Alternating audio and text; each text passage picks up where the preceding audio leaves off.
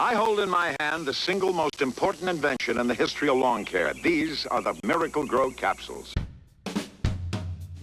This time on Arena on a Budget, we're going big and tall with some MiracleGro. So MiracleGro was an old deck way back in the day, built around Quirion Dryad. It was kind of a different, less powerful time for Magic, at least in terms of creatures. So Quirion Dryad being a 2-mana creature that would eventually grow into like, oh, there's a 4, 5, 6, 6, 7, 7. That's pretty impressive. Nowadays we got some pretty crazy creatures going on, but Quirion Dryad I think is still really good. And our deck is designed around making her as big as possible. So the way Quirion Dryad works is every time we cast a spell that basically has a color of mana in it that's not green. So if we cast like a blue spell, or if we cast like a green-black spell, that still counts as having a color in it that's not green. Anything that's not colorless or mono-green, we get to put a +1/+1 counter on Quirion Dryad. So Quirion Dryad is one key piece out of M21, but the other key piece out of M21 is Conclave Mentor. So Conclave Mentor costs green and a white, and is a 2/2, and it says if one or more +1/+1 counters will be put on a creature you control, put that many +1/+1/+1 counters on it instead. So basically, if we have a Quirion Dryad on the battlefield, cast a spell and put a +1/+1 counter on her, instead of putting one counter on her, we're going to put 2 counters on her. And the same is true for other +1/+1 counter effects like Gird for Battle. If we put a +1/+1 counter on 2 different creatures, instead we put 2 +1/+1 counters on those creatures. So Gird for Battle becomes 1 mana, put 4 +1/+1 counter on our creatures. So that's pretty powerful. All of our rares go with that +1/+1 counter theme. Knight of Autumn is just a great versatile card to have. It can blow up artifacts or enchantments. That means cards like Wilderness Reclamation, cards like Witch's Oven we can blow up. And also it can just put 2 +1/+1 counters on itself, which if we have a Conclave Mentor on the battlefield, that means we get to put 3 +1/+1 counters on it instead, so it becomes a 5/4 instead of just a 4/3. We're running 3 Ajani the Great-Hearted, which is a 4-mana planeswalker that gives all of our creatures vigilance. He can +1 himself, so plus himself up from 5 to 6 the turn he comes down to give us 3 life, or he can minus himself to put a +1/+1 counter on each creature we control. And that's, if we have a Conclave Mentor on the battlefield, that means we put 2 +1/+1 counters on each creature we control. Pretty powerful stuff. And finally, we have a rare out of M21, Bastry's Lieutenant. This thing has like a million effects. Basically, when it enters the battlefield, we can put a +1/+1 counter on a target creature we control, including itself. So it can just be a 4-mana 4/5, which is pretty good stats. But also, we can put a counter on another creature. If we have Conclave Mentor on the battlefield, we get to put 2 +1/+1 counters on a target creature instead. And also, Bastry's Lieutenant has a great protection against wraths, because whenever a creature we control dies that has a +1/+1 counter on it, we get to create a 2/2 White Knight creature token with vigilance. So basically, if we fill up our board with a bunch of creatures with +1/+1 counters on them, when we play a Bastry's Lieutenant, our opponent goes, okay, I'm gonna do Shadow the Sky and wipe away your board. We get a bunch of knights out of the deal, so it's really great wrath protection to have on a creature that's just really powerful in general. And also, I'm not even done reading this card. It has protection from multicolor too, which is really great against multiple removal spells. It means Teferi can't bounce it, so there's just a lot on this card. Very powerful new rare to come out of M21. Besides our rares, we have a lot of stuff that goes really well with Quirion Dryad. Fairy Guidemother, technically we can cast twice, right? We can cast its Gift of the Fae half and also its creature half, and that's 2 white spells cast for a Quirion Dryad. So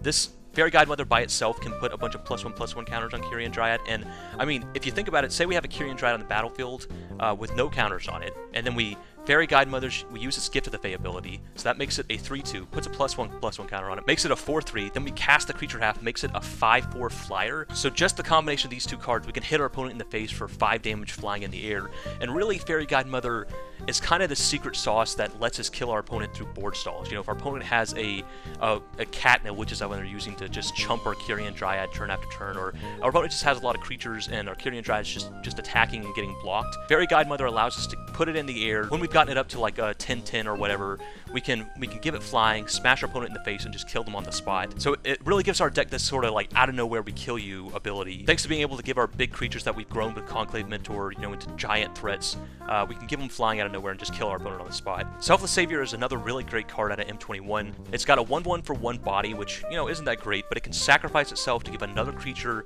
indestructible until the end of the turn, which is really powerful when we have like a Quirion Dryad. We get like 5, 6, 7, 8, 9, 10 counters on it, and we want to protect it from removal at that point. We want to be sure we can use this thing to actually kill our opponent. Having some Selfless Saviors on the battlefield to protect our Quirion Dryad is really, really nice. And also, it's just a body we can put counters on too, so it can be protection for our creatures, but it can also be a second creature to use for like Gird for Battle. If we have like a Conclave Mentor on the battlefield, we can use Gird for Battle, put a counter on a Selfless Savior, and make it into a 3/3. So Selfless Savior just has a lot of flexibility and gives us protection and interaction against removal-based decks that otherwise we wouldn't have. Another option to run in this would be like Elsiad. Elsiad has some advantages over Selfless Selfless Savior being a 1/1 with lifelink, and Selfless Savior doesn't have that lifelink, so that extra life gain is pretty nice. And Elsiad would give us protection from a particular color, whereas Selfless Savior gives us indestructible. But the thing is, protection can't protect against Wraths. And I think that's where Selfless Savior is really great, because I think having some built-in protection to Wraths is better in this deck than having some protection. It does mean that stuff like, you know, Teferi bounce our Quirion Dryad, we can't protect against that with Selfless Savior, where Elsiad could. So you might want to experiment a bit with these two, but from my testing, it seems like Selfless Savior is better in the format currently. We're running 4 copies of Flower, which is basically sort of like a tapped green-white land in most senses. So we added 4 copies of these and took 4 lands out of our deck. We're only running, you can see we're only running 19 lands, so we took 4 lands out of our deck and are running 4 copies of Flower instead. But the upside of Flower is that it's basically a land that procs our Quirion Dryad. So if we have Quirion Dryad on the battlefield, cast Flower, this counts as a white spell, so it will trigger a Quirion Dryad and let us go get a land. So it's basically just a way we can build in some triggers for a Quirion Dryad into our mana base with Flower. And also it does have the, you know, possible upside of using it as Flourish. I don't think I've ever actually casted the Flourish half of this. It's like, you know, 99% of the time we're just going to cast it for Flower. But having that as a backup, if you've just got a million lands already and you top deck this, it's not just another land. You can cast it for Flourish, and maybe that's enough to win the game. So it's got some additional upside there as well. And we're running 2 copies of Incubation. So Incubation lets us look at the top 5 cards of our library and grab a creature card off the top of it. And because we're just so heavily built around Quirion Dryad and Conclave Mentor, Incubation gives us a little bit more consistency to try to find either Quirion Dryad or Conclave Mentor for turn 2 or turn 3 to try to guarantee that we can set up the strategy for our deck pretty consistently. Technically, Incubation has the Incongruity half on it as well, which is you can pay 3 mana to turn something into a green frog lizard creature token, which is actually pretty good as just like coincidental removal to have in your deck, because really we just want to cast it for the Incubation half. So having Incongruity to basically just have free removal built into our deck sometimes when we want to turn our opponent's big creature threat into a 3/3 is pretty nice. But due to our budget, we're not actually running any blue mana, so we can't actually cast the back half of it, so we're always just going to be casting the Incubation half of it. But the Incubation half, even though we're just going to be casting it for green mana always, it does technically count as a blue spell for Quirion Dryad as well, so that's pretty nice. Grateful Apparition can be a pretty powerful card when it goes off, so it's a 2 mana 1/1 flyer, and whenever it deals damage to an opponent or a planeswalker, we get to proliferate. So really, Grateful Apparition is really powerful with our Conclave Mentor. You know, if we do something like turn 2 play Grateful Apparition,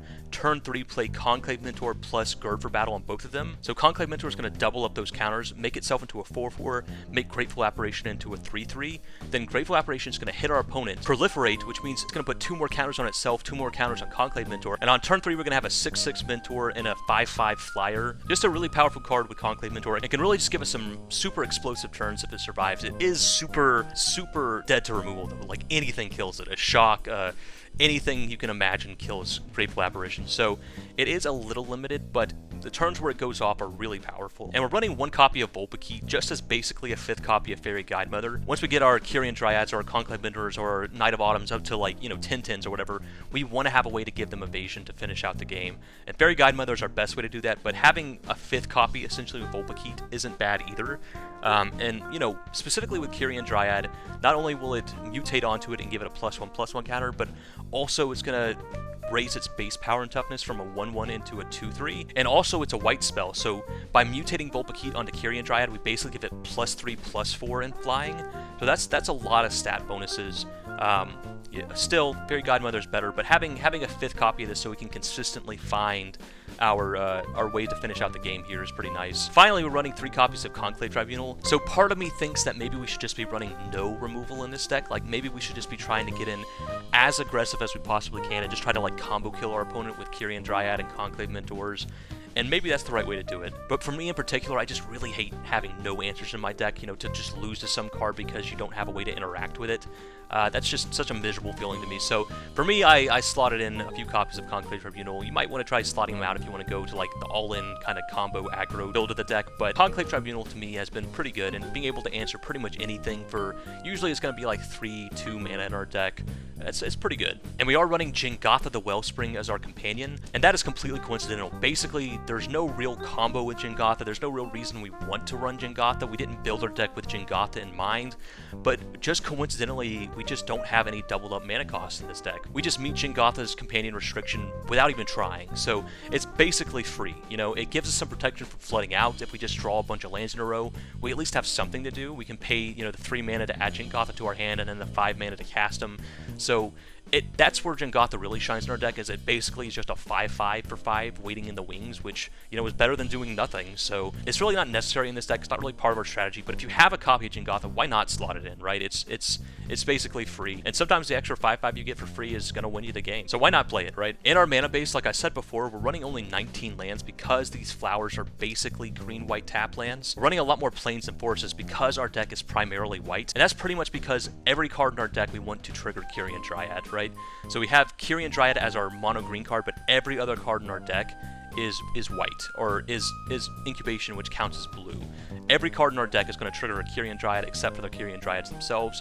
So because of that, because we have so much more white in our deck than green, we have a lot more plains than we do forests. And flower means that we can find our forest with our plains anyway, so it is really nice to have that bit of fixing. We are running some rare lands with 4 copies of Temple Garden, 2 copies of Temple of Plenty, but if you don't have these, don't worry, they're not necessary. Just run as many as you got, run as many Temple Gardens, Temple of Plenty as you got, and then you can fill in the gaps with common lands like Blossoming Sands or Selesnya Guildgate. Or if you've happened to open any of the Triomes that have green and white in them, they're better to run than, you know, Blossoming Sands or Selesnya Guildgate. You're never really going to be using that ability to tap for black, but it does have Cycling 3 on it, which makes it better, I think, than like Blossoming Sands. So the order I would run lands in is Temple Gardens, Temple of Plenty, then the Triomes that are green and white, and then, you know, fill in any gaps with the, you know, Blossoming Sands or Selesnya Guildgates. And just keep in mind that the more tap lands you add to the deck, it will slow the deck down a bit, but you can still try out the deck, get the general strategy, and you can see if you like the deck without having to worry about having rare lands. So in the sideboard, we have 2 copies of Apostle Purifying Light. Red against black decks gives us some graveyard hate. We have Glass Casket against aggressive decks. We have Destiny Spinner against any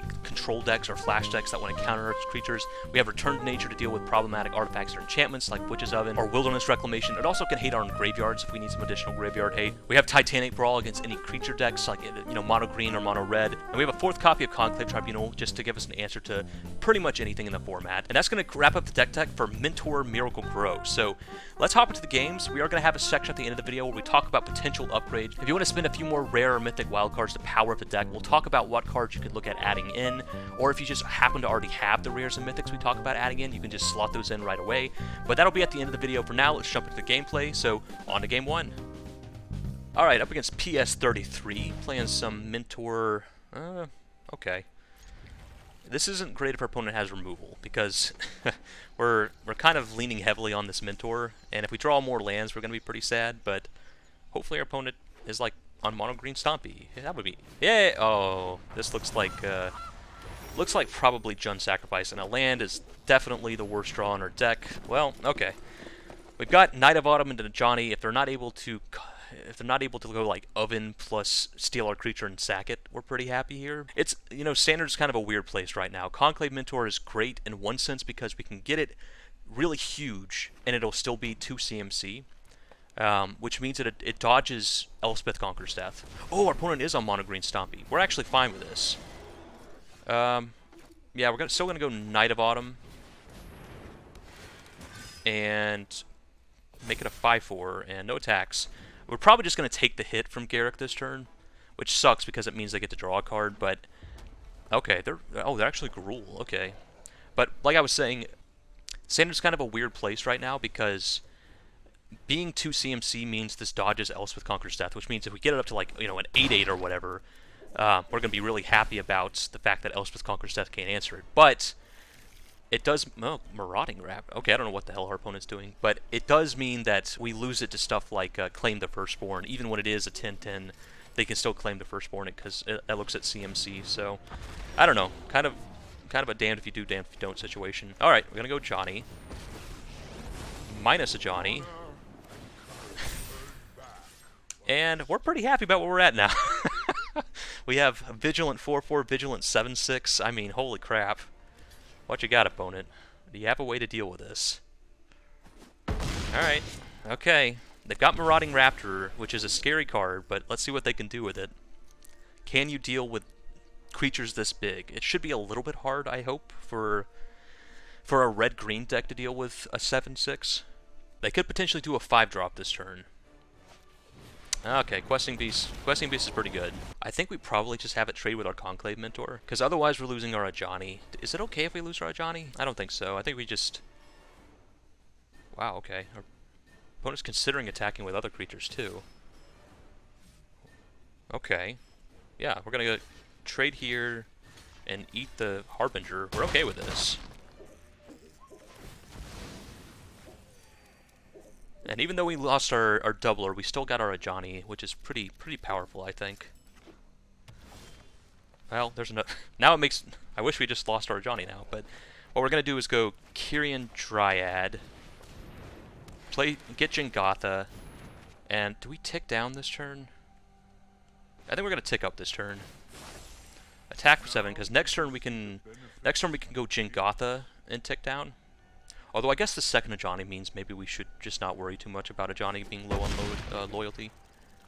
But I think next turn we're going to go Jingotha, pump up our Quirion Dryad, minus it, and get counters across the board, I think is really good. Let's see what our opponent has. Klothys. Alright. Klothys, we don't really have anything to do with our graveyard, so it's just more of an annoyance than anything. Sure. Okay, Conclave Tribunal. Do we want to go after the Klothys? I don't think so. I think we'd rather just go Jingotha, pump up our Quirion Dryad, Temple of Plenty, put a plains to the bottom, minus Ajani, get in for... I think they can't... yeah. Get in for 8. Does our opponent take it, or do they chump? Okay, they're chumping with Raptor, sure. I don't see how they get out of this, though. I mean, we've got some big boys, and Gruul is all about being the biggest boys, right? So how are they going to deal with the fact that we are significantly bigger than their big boys? I don't know. We've got this Conclave Tribunal next turn, too, so I think we should be pretty much fine no matter what they do. Probably just go after this Gem Razor, yeah. Yeah, we're just gonna eat the Gem Razor here. Oh, never mind, we just win. So, Fairy Guide Mother on Night of Autumn. Give it some flying. Minus, and they are dead. Oh, I guess they can eat the food. Actually, yeah, this doesn't quite work how I wanted it to, but what we're gonna do is Conclave Tribunal. I was thinking we could just kill the goose and kill them here, but I think that's actually not correct.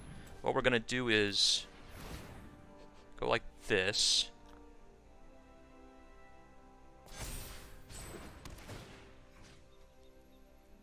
Kill the goose.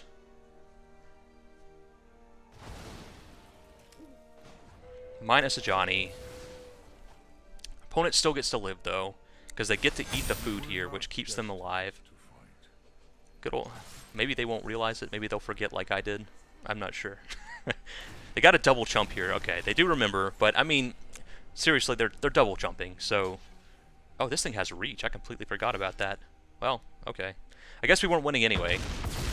Sneaky reach on Gem Razor kept them alive, but, I mean, what are they going to draw here? And a green-red deck, what the heck are they going to draw? That deals with a 9-8, a 7-7, and a 6-6. What? What exists in the format right now that could potentially deal with this? I can't think of anything. All right, opponent scoops it up. So I think this is actually a really good matchup for us, because this is a deck that's all about being big and quick, and we can just get bigger. Like we can just make ridiculously huge creatures, and then what do they even do? But what do we go? Conclave Tribunal or Glass Casket potentially.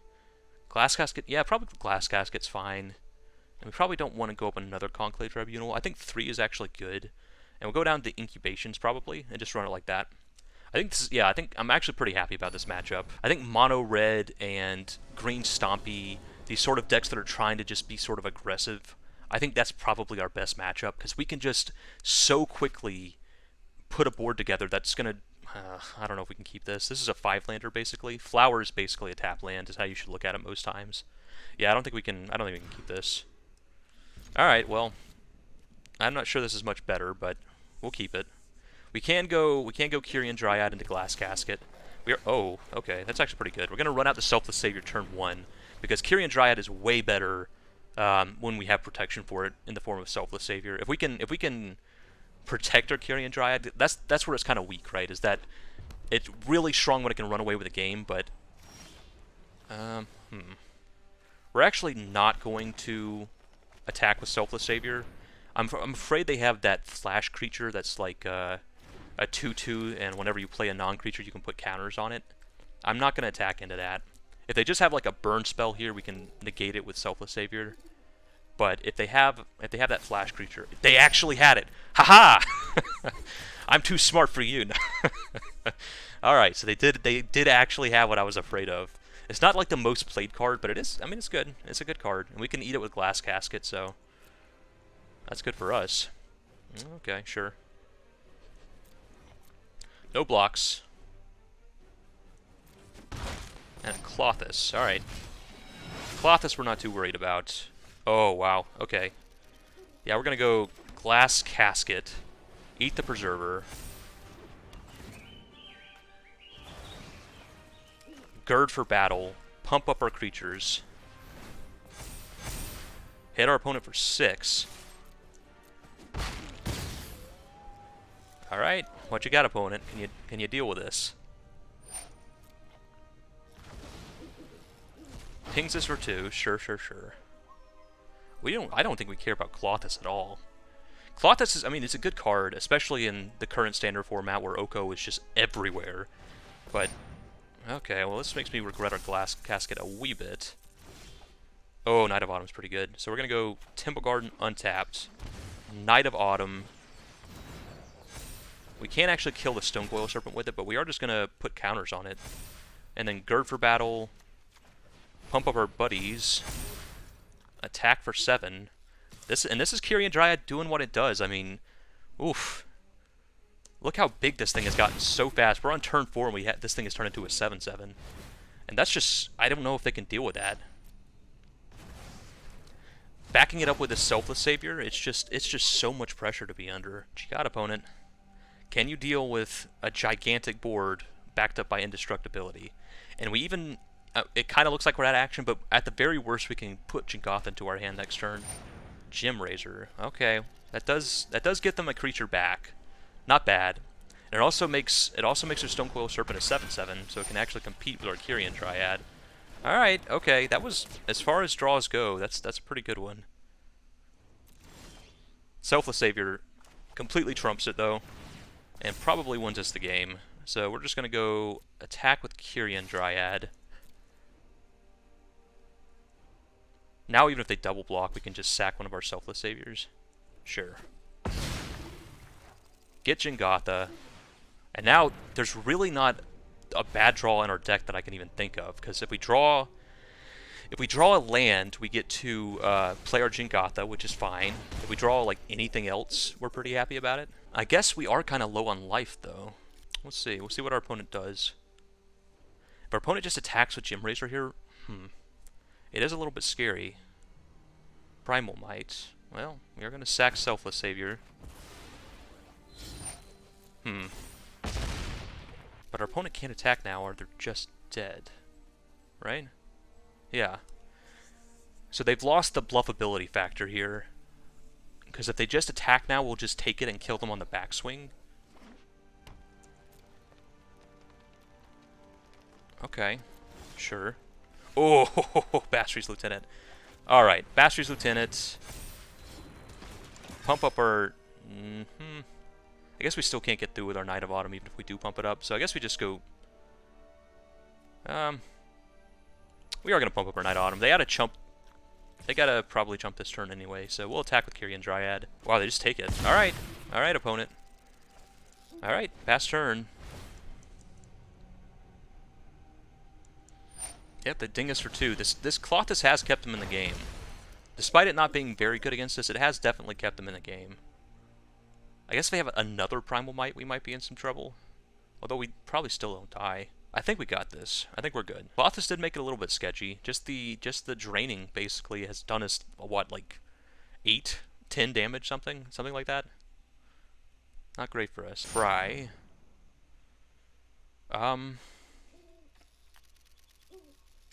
Okay. Okay, and our opponent scoops it up.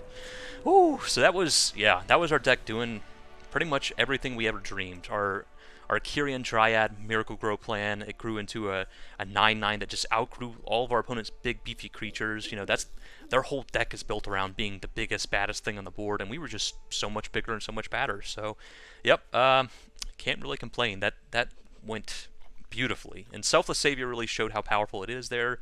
Just having a body, I guess the other one's been exiled, but having a body that we can put counters on and also is just protection from most removal is super powerful. It's protection against Wraths even, which, I mean, a card like Elseid, which is another contender for like the same sort of spot in the deck. Elseid can't protect against Wraths, while Selfless Savior can. Elseid does have some functionality where like it can protect against Teferis where Selfless Savior can't, so there's some give and some take, but I think Selfless Savior is probably better on the whole. So yeah, just having a body that we can put counters on and also protect our Quirion Dryad with as it goes the heck off and just crushes our opponent is really powerful. And yeah, I think this is the matchup the deck wants. This sort of creature-based aggro-y stuff, you know, in green and red. We just stomp all over this. We just get so big that they just have no ways to deal with it eventually. And yeah, our opponent had way more mythics and rares than we did, but it just did not matter. We outpaced them by quite a bit. So sweet. Alright, playing some MiracleGro against Agrazian, and I don't think we can actually keep this. We just don't have green mana. Yeah, okay, this is definitely better. Gonna go down... I guess... this is tough. I guess Conclave Tribunal. That might be a mistake. I mean, Conclave Tribunal would be nice against this Lurrus, but... Okay, our opponent is on something. I don't know. We're gonna go Forest, Incubation... See what we find. Okay, Selfless Savior is probably fine against a blue-black deck.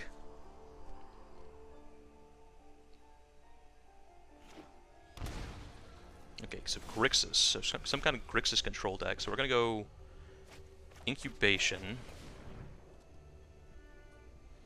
Grab a Quirion Dryad. Play a Plains. Play Selfless Savior. Pass turn. Next turn we can Quirion Dryad plus Selfless Savior. Omen of the Sea. Alright, so our opponent's probably just on some kind of control deck, I imagine. We'll see. It depends on what exactly they're trying to do. If they're trying to punish ramp or if they're trying to punish creature decks. Definitely not the most aggressive starting hand we've ever had with this deck, but... Alright, they're just going to put the Lurrus in their hand, sure. So we're going to go... Yeah, we're going to go Temple Garden, Quirion Dryad. Gird for battle on both. Attack for 2. Pass turn. This means we did it this way because this way Quirion Dryad doesn't die to a deadweight, which I think they probably are running if they have Lurrus in their deck. This way Quirion Dryad survives a deadweight. Whereas if we just played the Selfless Savior last turn, we would actually our Quirion Dryad would die to the to a deadweight. And most other removal here we should be able to protect against with Selfless Savior. Well, yeah. Such as that. We're hoping for a 2-drop here. If we can go Selfless Savior plus a 2-drop, we'll be pretty happy about things. Soul Guide Lantern. Alright. Yep. Sign of how bad the format is when people are running Soul Guide Lantern's main deck to deal with Uros. Okay. I think we still do Selfless Savior here. Set ourselves up for a Johnny next turn. I'm kind of tempted to run out the Knight of Autumn, but I think we want protection for a Quirion Dryad above that. And Temple at least, let's hopefully... Well... I guess that's fine. And attack for 3, or for 4. Put our opponent under the gun. Pass turn. Next turn we got a Johnny, which is pretty backbreaking. It's going to get our Quirion Dryad up to a 6/6. Okay, Lurrus, sure. Passes the turn. Alright. A Johnny.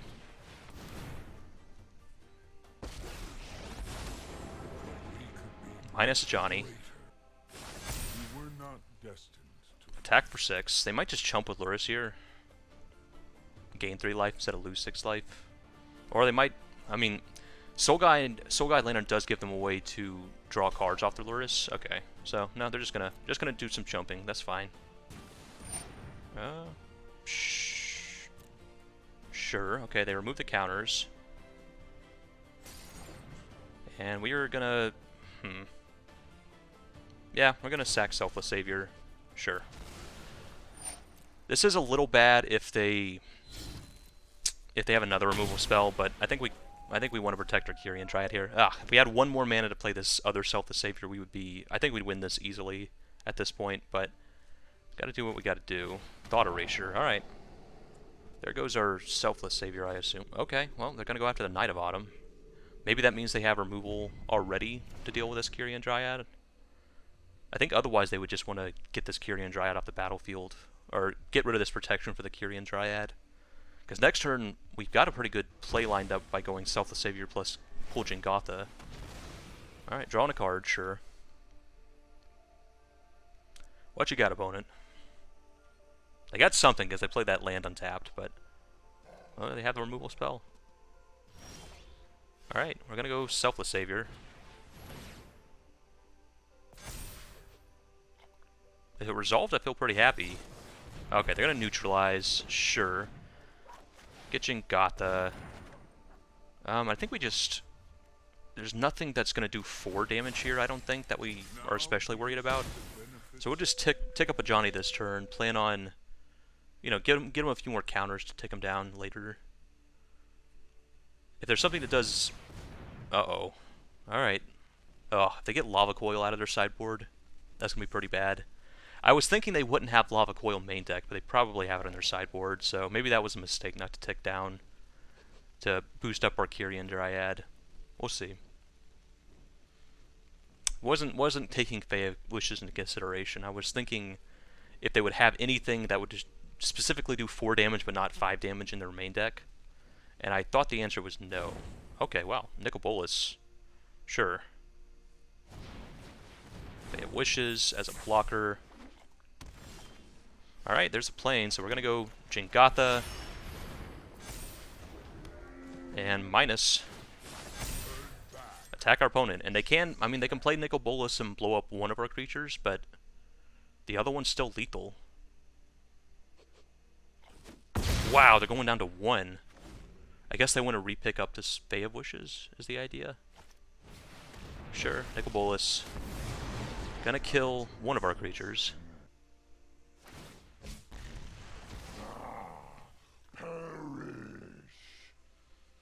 I guess they can pick up their they can block with Fae here and pick up their Fae in response and then go get something out of their sideboard. Yeah, that's actually pretty good. Oh, and another land is a backbreaker. They may just have us here, because now they get to tutor out of their sideboard again. Well, we will attack our opponent.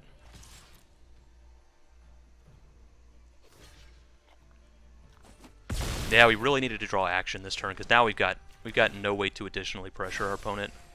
Yeah, if we could play a creature here, we would be in pretty good shape, I think. But the fact that we weren't able to play a creature here might mean we lose it. Our opponent actually didn't pick up their fairy, though. Interesting. Yeah, I'm going to get rid of a land, sure. Extinction event. Oof. Yep. Okay, well, Grateful Apparition. We're going to go Grateful Apparition. One has the neutralize. Alright, they might just have us, unfortunately. Yeah, we needed to draw action when we drew that plains. It's rough stuff. And unfortunately, if they really need to, they can start gaining life with this Nicol Bolas. Because it has all the abilities. Yeah, okay, there goes our Gird for battle, sure. They can also get back the Kroxa right now. Alright, our window is shrinking to have some way to actually win this game. Opponent might have just barely stabilized.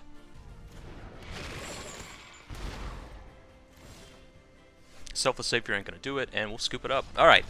So our opponent managed to just barely survive there. So we're up against Niv Mizzet control, or up against a Nicol Bolas control deck. So, Destiny Spinner's probably good, and Apostle is probably good. Probably want to go up a Conclave Tribunal as well. Maybe not. Maybe we'll just stay at 3 Conclave Tribunals. It's nice to have answers to the Planeswalkers, but also we don't want to overboard on removal, because we need to be able to actually continue deploying threats. So we're probably going to go down stuff like Gird for battle.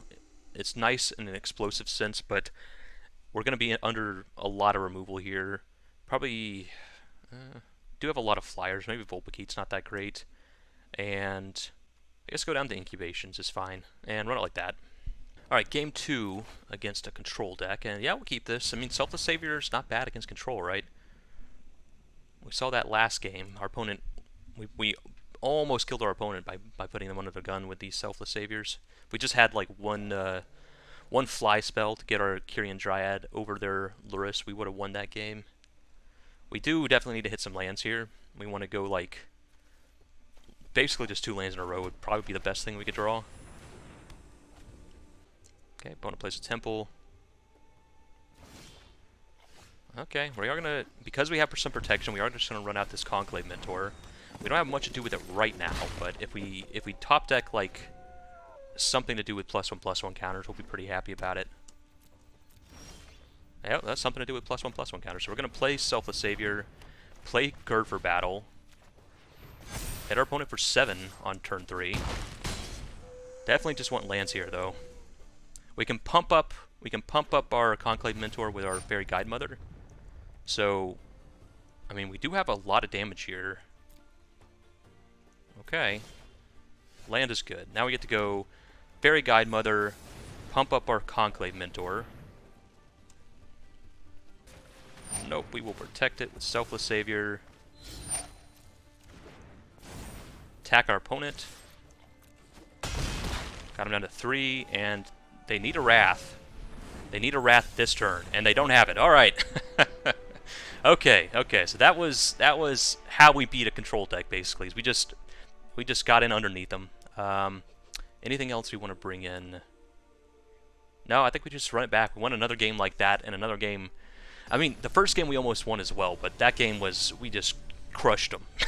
It wasn't even like remotely close. So here we are in game 3. Do they have enough disruption to stabilize, or are we gonna crush them again? Let's find out. Okay, I almost want to mulligan this because we got nothing going on, but Bastard's Lieutenant is very good, I think, against control. Basically gives us Wrath protection. And Temple of Plenty, hopefully we can scry into something. Okay. We want to scry into, like, a dog. I think dog is just super good against this deck, Selfless Savior. But if we can't, we can't. We are just going to run out this Conclave Mentor next turn, because it gives us access to Conclave Tribunal the turn after. Yeah. So it could just die. It's pretty likely our Conclave Mentor just dies here. But we're still going to do it. We're still going to run it out, and that gives us access to Conclave Tribunal if they don't kill it before we untap. And, you know, being able to, like, eat a 3-mana Planeswalker or something is fine. Well, okay. I'm guessing they take our Lieutenant. That's pretty rough. Yeah. There goes our Lieutenant. Oof. Pretty brutal. Pretty brutal. I guess our Conclave Mentor didn't die, though, so if we top deck something to do with +1/+1 counters, well, that's something we can play at least, so we're gonna play it. Play our Temple Garden, and it is really good with a Johnny next turn. I mean, if our opponent doesn't have removal, they're just dead, pretty much. If they just do something like draw some cards or put their creature into their... Oh my god. Okay. I am really liking where we're at now. Holy crap. Alright, okay. Yep, a Johnny. And this should... I don't know if our opponent can beat this. Because now even if they have Storm's Wrath, look how big our creatures are. Look at this. We got a 6/6 and a 5/5. Vigilance, flying. They're going to be grow... Yeah! Oh my god, we just crushed them. Alright, so pretty awesome game against control here. Game 1, we were so close, but they just managed to stabilize. But game 2... just completely annihilated them. In game 3, look at this. We went from having a 2/2 and a 1/1 to having a 6/6 and a 5/5 on turn 4.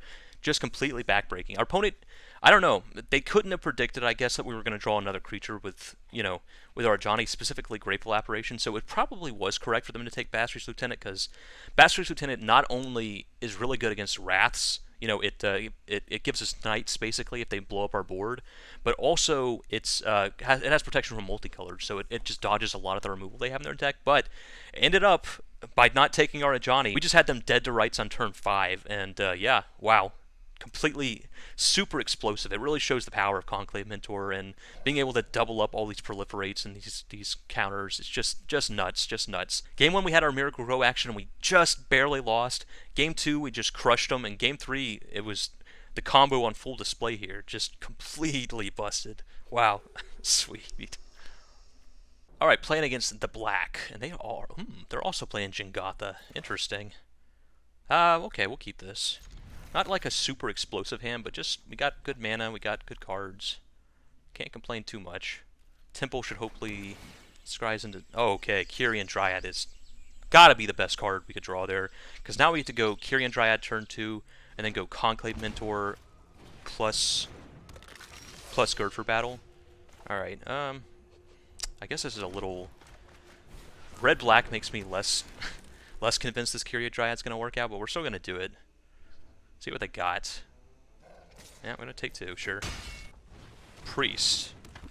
Okay, actually, now our plans change. We're actually just gonna go Conclave Tribunal, kill this priest. It's just too easy for them to go, like, steal our creature, sack it with priest, and we're just dead. So, gotta kill the priest there. That card's just too good against us. Take 2, sure. We're down to 14, which is less than ideal. Another Gutter Bones. Okay. Alright, here we're gonna go Conclave Mentor, pump our Quirion Dryad, Gird for battle, pump our Quirion Dryad, hit you for 7 out of nowhere. What's up, opponent? Oh, this deck is funny. Alright. What you got? Next turn we can Conclave Tribunal, get something out of the way, and potentially swing for lethal. If they just swing in with these Gutter Bones. Judith, sure. Judith away. Come on, swing. Do it. Ah, okay. Well, we don't get to kill him this turn, but we do get to go... Let's see, if we go... we can't quite go... Because we want to swing in with both of our creatures this turn, so we're actually just going to go Conclave Tribunal for the full mana cost. Get rid of the Judith. Attack with both. Getting all their creatures out of the way. Yeah, and they're just dead, so... This was the key here, being able to remove this Priest of the Forgotten Gods. That's why it might be technically better if we just didn't have any removal in this deck, you know? It might be theoretically better for us to just... why would you... Okay, sure. Yep. Taking 9 down to 2, we're happy with that. Yeah, gain some life, and pass turn. And... I mean, just to go like hyper aggro basically might be the best way to take this deck, but it would drive me crazy not to be able... Like, we probably would have just lost to this priest. Alright, if they have the oven here, we're not happy about it. Okay, well I guess this does technically... We are going to go Knight of Autumn. We were hoping to draw like a Fairy Guide Mother to just win the game there, but we'll attack. We got 2 lethal attackers now. Temple of Plenty, Plains to the bottom. Yeah, but it would just drive me crazy to lose to this, you know, to lose to Priest just because we have no interaction in our deck. But if we're looking at it strictly from, like, what is the best thing our deck could be doing sort of perspective, yeah, we win. It might be better for us just to run no removal and just to go, like, hyper aggro combo, just try to kill our opponents as fast as possible. But just for me in particular, how I like to play Magic, it would drive me freaking insane to have no removal in my deck. So I'm running some Conclave Tribunals. I don't know if it's the right call, but I like it. Okay, so our opponent is on Red-Black Sacrifice. Definitely want to go up to Glass Caskets, the Apostles, maybe even the Titanic Brawls, potentially. I think we won't go up to Titanic Brawls. We already have some good answers to the Oven between Knight of Autumn and Conclave Tribunal. I think that's good enough on that front, and we'll keep the Glass Casket and the Apostles, and go down, probably Vulpikeet. Vulpikeet is kind of cute because it would get our creature up to 4 CMC if we put it on top, which means they couldn't steal it with Claim the Firstborn, but I think it's too much eggs in one basket to go against this deck. Selfless Savior is fantastic against them. Maybe go down like 1 Gird for battle, and maybe the Incubations are... That's basically just making our deck more consistent, so they're pretty easy cuts. Alright, game 2 against our opponent's... red-black deck over there, and we are just gonna go Selfless Save. Okay, we got the white weenie hand this game. Apostle should be pretty good against them, though. It should beat... I mean, the only thing it doesn't really beat in their deck is Claim the Firstborn on our Apostle, and then also sack it to an Oven. That would get us. But outside of that, it dodges basically everything else in their deck. So, hopefully, if we can dodge that one specific combo, we'll be in okay shape. Well, there's Witch's Oven. That makes me less than happy. And okay, they got the full combo here. Yeah, I think we do just. We are gonna. Okay, this is what we're gonna do. Gonna get the Selfless Savior flying, and we're actually not gonna play our Apostle because, like I said before, pretty much the only thing in their deck that can beat our Apostle is Witch's Oven plus the Claim the Firstborn. So what we're going to do is next turn we're going to take a turn off to eat the Witch's Oven with our Conclave Tribunal, and then they have to find a second oven, and they only got 4 of them in their deck. So if we can keep them off that combo of cards, then the Apostle turn after that should be really, really, really good against what they're trying to do. Alright, let's see what you got, opponent. What you got for 2 mana? Village Rites. Okay, I'm just gonna draw some cards. A little unexpected. They must be missing land drops. Okay, well, Night of Autumn makes it even easier. Now we don't even have to take a turn off, really. We can just go Night of Autumn, blow up the Witch's Oven for free. That is really nice. Okay. Yeah, we're pretty happy about that. And now, that was definitely the best draw in our deck. Holy cow. And now we even got this Conclave Tribunal. If they have like a devil, or if they have a you know, a creature that we need to deal with, we can Conclave Tribunal. Woe Strider, okay. Not a big deal. Cauldron Familiar, sure. Ping us a bit.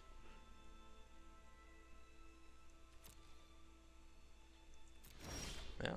Oh, okay. Conclave Mentor. We're gonna wait on the Conclave Mentor. We're gonna go Apostle of Purifying Light, Fairy Guide Mother, and pass the turn. We don't really need to kill this Woe Strider. We'll just let him have the Woe Strider, because Apostle shuts that down pretty well.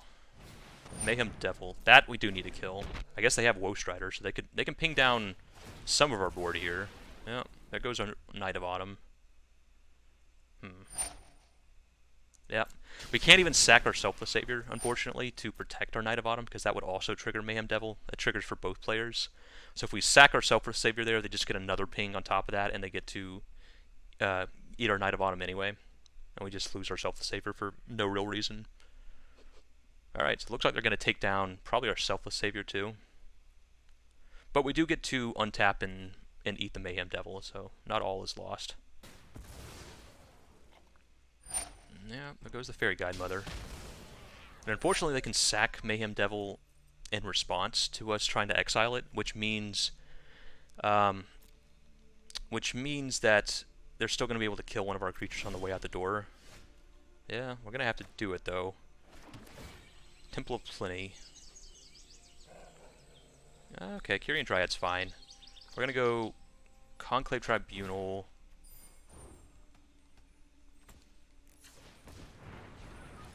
Okay, and yeah, they get to kill our Selfless Savior as we go to exile their Mayhem Devil. But that's fine. Yep, they sack it, blow up our Selfless Savior. Yeah, so that Devil ended up being like a 3-for-1 or something. Pretty brutal. But it's gone now, and no attacks. And we still do have their board pretty well locked down with this Apostle. We might just, I think next one we're going to go Quirion Dryad plus Conclave Mentor, but we might take like a turn off in the future just to eat these Cauldron Familiars. Okay, Priest is scary. Claim to... Okay, well, they did have the steal effect. Not bad. Opponent has put the pieces together here, for sure. We're going to go Quirion Dryad plus Conclave Mentor, but we might be... I mean, if they have another steal effect, they can steal one of our creatures with Priest, sacrifice it, and also kill our other creatures, so we're in bad shape if they're able to do that. Steal, yeah, this Claim the Firstborn is brutal against us, so we're pretty much hoping our opponent doesn't draw it. No, take the 3, sure.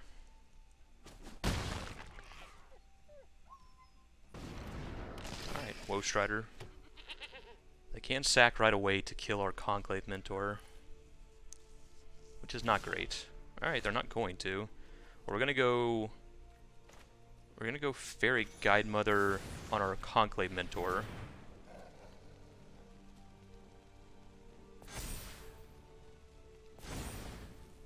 And attack for 4.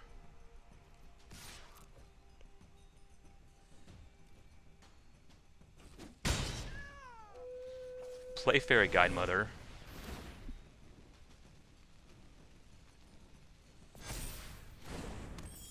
Put Temple Garden tapped and pass turn.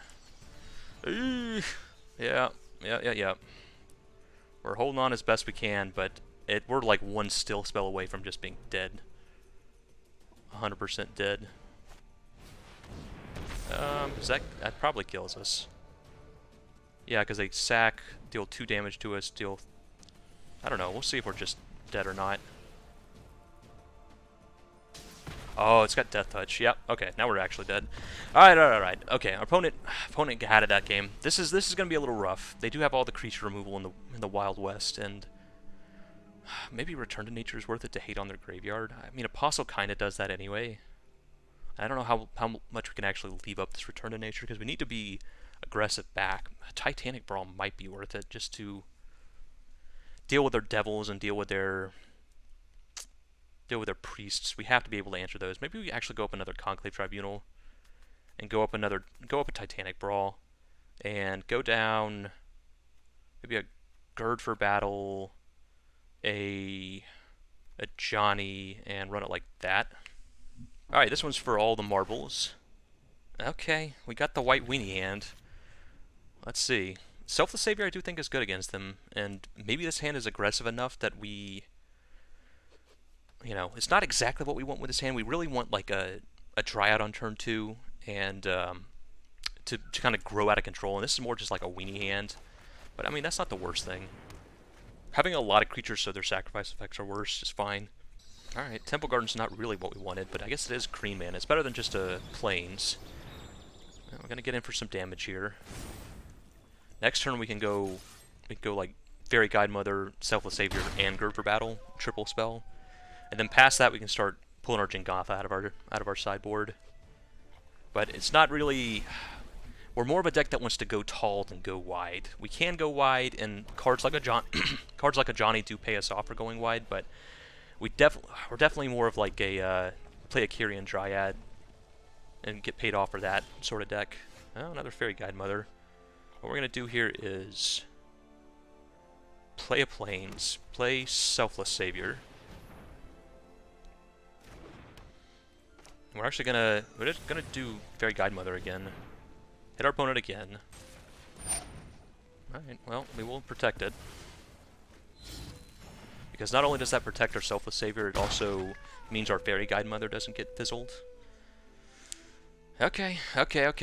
We would like to draw something a little more powerful than our 1-drops. Hopefully. Why don't you just put Jingotha in there? Oh my gosh. Okay, we're on the all 1-drops, all lands plan, I guess.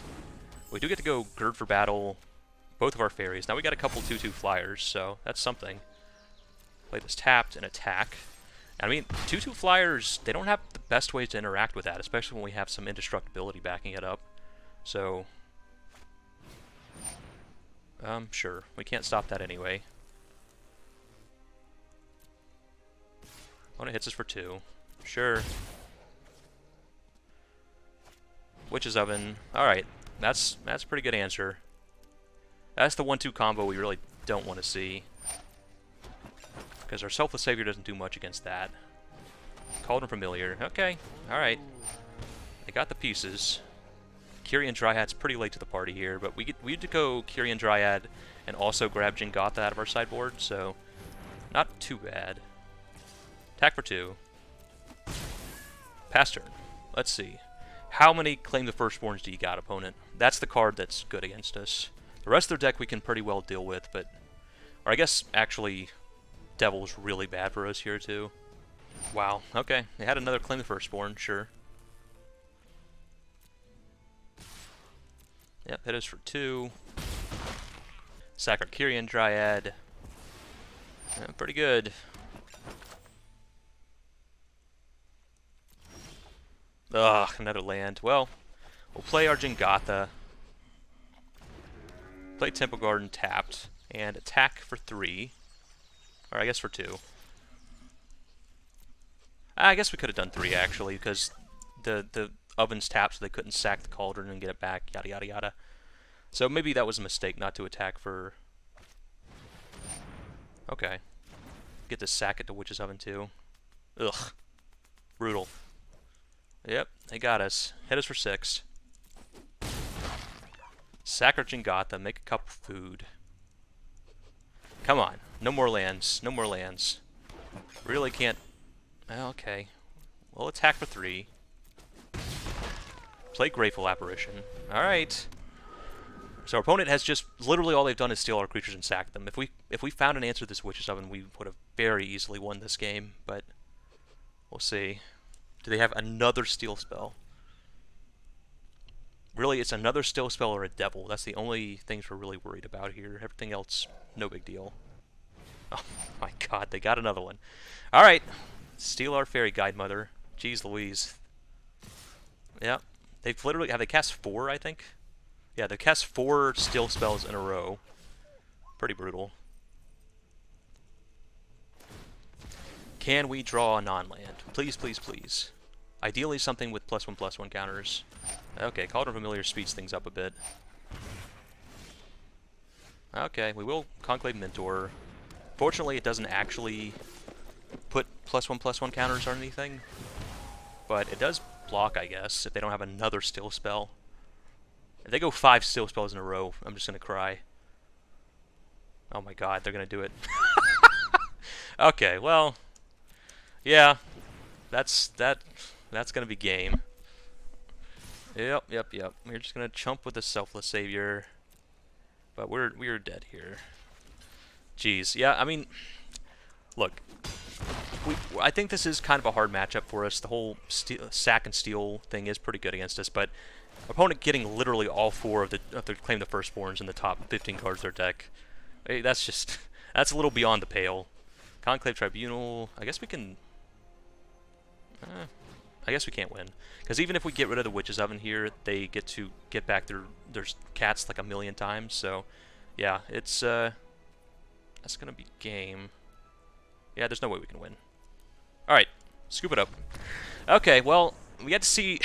Game 1 was pretty good, at least, and you got to kind of see the power of the deck. But, yeah, this was just a comedy of errors here. Our opponent literally... If we ever found an answer to that oven, we just win instantly. But our opponent just, yeah, we didn't find it, and our opponent just stole creatures the entire game. So, oh well. Alright, so Mentor MiracleGro ended up being pretty fun, pretty sweet, pretty explosive, with a lot of like combo feeling plays where we just kind of explode off and kill our opponent out of nowhere. But now we're going to talk about potential upgrades you can make to the deck if you want to spend a few more rare wild cards. And the most obvious of which is just spending more rares on the cards we already have in our deck, like running 4 copies of Knight of Autumn, maybe going up to 3 or 4 copies of Basri's Lieutenant, you know, just running more of the rares we already have, you know, fixing up your mana base if you need to spend a few more rare wild cards on your mana base would be nice. So that's the most obvious upgrade you can make. Scavenging Ooze would be a fantastic inclusion in this deck. It's just a good card in the format in general, you know, being able to eat away opponents' graveyards, snipe their Uros, snipe their cats. The ability to just get our opponent's graveyard clean is just really good, and Scavenging Ooze, I think, it's one of those cards where if you're in green, you probably just want to have some copies of Scavenging Ooze, either in your main deck or in your sideboard. It's just a pretty versatile and powerful card, and it even works really well in our deck because it has the +1/+1 counter theme, right? So we can actually put a +1/+1 counter on it and proliferate that +1/+1 counter with like Grateful Apparition, or double up the +1/+1 counters it gets with Conclave Mentor. So Scavenging Ooze is not only like a generically really powerful card that you probably should be running in most green decks anyway, but in our deck in particular, it's very, very strong. It has some good synergies with what we're trying to do. Unbreakable Formation would be a good card to have, probably like in our sideboard. This is just basically Wrath Protection. It's a 3-mana instant that says creatures you control gain indestructible until the end of the turn. So bringing this in against a deck that has a ton of Wraths in it, it's just a really nice way to protect our board, protect our Quirion Dryad. It is a white spell, so it'll trigger our Quirion Dryad, and it has an addendum ability where if you cast a spell during your main phase, you can put a +1/+1 counter on each of those creatures and they gain vigilance until end of turn. So it has the, typically we're going to be using it to protect against wraths, but also it has, if we have Conclave Mentor on the battlefield, we have like a few Fairy Guide Mothers or a Quirion Dryad, and we cast this Unbreakable formation, we can easily be putting like 8+1/+1 counters across the board. So having that flexibility of being like a good protection spell and also maybe a finisher is really nice. Growth Chamber Guardian would be a really powerful card in our deck because whenever it gets a +1/+1 counter put onto it, we get to search our library for another Growth Chamber Guardian. So basically this gives us a way to continually churn out bodies, make sure we don't run out of creatures to put +1/+1 counters on, and it can even put +1/+1 counters on itself with its adaptability, Adapt 2, so it can pay 3 mana to put 2 +1/+1 counters on itself. So it can kind of fuel itself, go grab other copies of itself. And there's also like really great scenarios where we'll go like turn 2 Growth Chamber Guardian, turn 3 Conclave Mentor plus Gird for battle, and we'll get to make this a 4/4, make a Conclave Mentor 4/4, and also get to go and search up another Growth Chamber Guardian, because it doesn't have to be its adaptability that puts the +1/+1 counters on it to get the search ability. It just has to be any +1/+1 counters put on it. So having this sort of card advantage engine where we continually get more bodies to put +1/+1 counters on definitely would help our deck to prevent it from running out of steam, let it play a longer game. And finally, like pretty much always, we probably want to slot in some castles if we can. Castle Ardenvale would be really easy to slot into this deck. We're running so many planes that if we run a couple copies of Castle Ardenvale, we're pretty much never going to have it come into play tapped, and it's just a free way to make 1/1s. If all else fails, if we run out of stuff to do, if our opponent has answered all of our creatures, and we're both just top decking, it's a way to spend our mana to create 1/1s, 1/1s that we can then put +1/+1 counters on, or boost with our Fairy Guide Mothers, or put +1/+1 counters on with our Basilisk Lieutenant, or use to power out our Conclave Tribunals. There's just a lot we can do with a 1/1 body in this deck, and just having that as free value in our mana base is super, super powerful.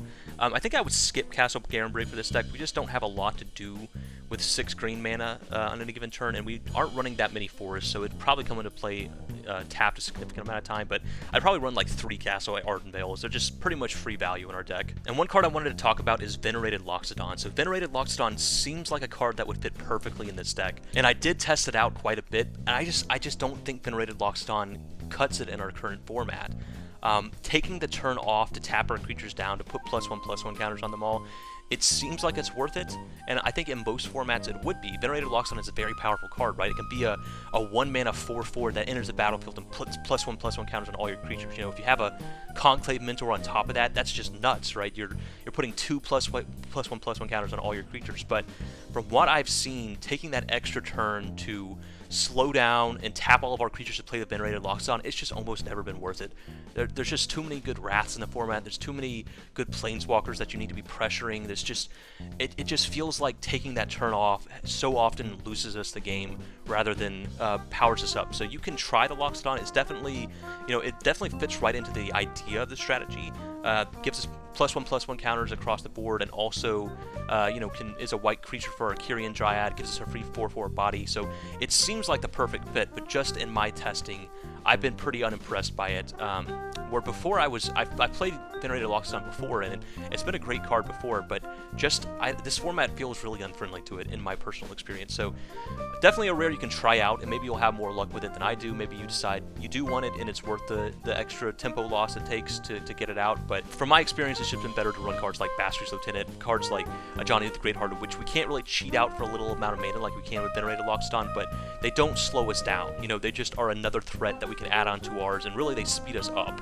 And they have performed better for me than the alternative. But it's a card you can try. Definitely a powerful card, and definitely a card that has seen some standard success in the past. So definitely don't want to just count it out. But just speaking from my experience, not the best. So anyway, that's going to wrap it up for MiracleGro Mentor. The deck's a lot of fun. Feels kind of like a combo deck mixed with an aggressive deck, which is kind of interesting. And this build only takes 9 rares, so if you want to give it a shot, it's not much of a strain on your budget. So anyway, this has been 2D. I hope you enjoyed watching, because I sure enjoyed playing. And I'll see you next time.